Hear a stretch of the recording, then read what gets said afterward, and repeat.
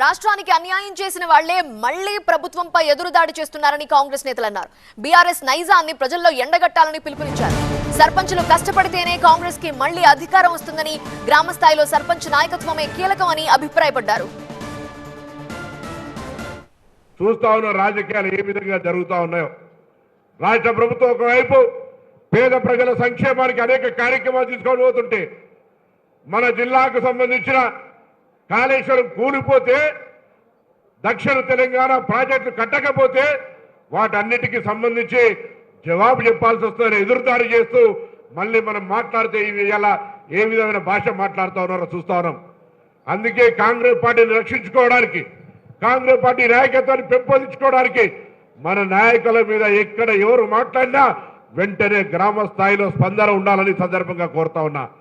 తెలంగాణ రాష్ట్ర సమితి పార్టీని తెలుగు రాష్ట్ర సమితిగా మార్చుకొని ఆంధ్రాలో భీమవరంలో నేనే పోటీ చేస్తాను చెప్పన్నాడు. ఆ వీడియో ఉంది, కావాల్సి మీకు సోషల్ మీడియాలో పెట్టే ప్రయత్నం చేస్తా. అలాంటి కేటీఆర్ ఈరోజు మన ముఖ్యమంత్రి పెట్టుకొని భీమవరం బుల్లోడని చెప్పిన అనేటువంటి మాట అంటున్న సందర్భం. భీమవరంలో పోటీ చేస్తున్న వారు భీమవరం బుల్లోడైతారా?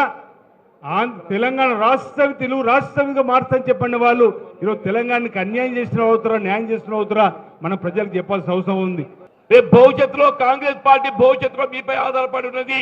రేపు కేవలం రాబోయేటువంటి మండల పరిషత్, జిల్లా పరిషత్ ఎన్నికలే కాదు, నగరపాలిక ఎన్నికలు, మున్సిపల్ ఎన్నికలే కాదు, తిరిగి రాష్ట్రంలో కాంగ్రెస్ ప్రభుత్వం ఏర్పాటు కాబడాలన్నా కానీ ఆ బాధ్యత మీపై ఉందని చెప్పి అంటున్నాను. మీరేదైతే ప్రభుత్వం అమలు చేసి తలపెట్టినటువంటి ఒక కార్యక్రమాలన్నింటినీ క్షేత్ర స్థాయిలో అర్హతకు అనుగుణ లబ్ధిదారులకు అందరికీ అందింపజేయగలిగినప్పుడు మాత్రమే ప్రభుత్వాలు మంచి పేరు వస్తుంది. ఈ సంక్షేమ పథకాల్ని గ్రామ స్థాయిలో వాటిని అమలు పరిచే బాధ్యత సర్పంచ్ల మీద, ఉప సర్పంచ్ల మీద, ఆయా వార్డు సభ్యుల మీద ఉంటుంది. ఇలా ప్రభుత్వం ఎంత గొప్ప పని చేసినా కూడా క్షేత్ర స్థాయిలో వాటిని అమలు చేయకపోతే ప్రభుత్వానికి చెడ్డ పేరు వస్తుంది.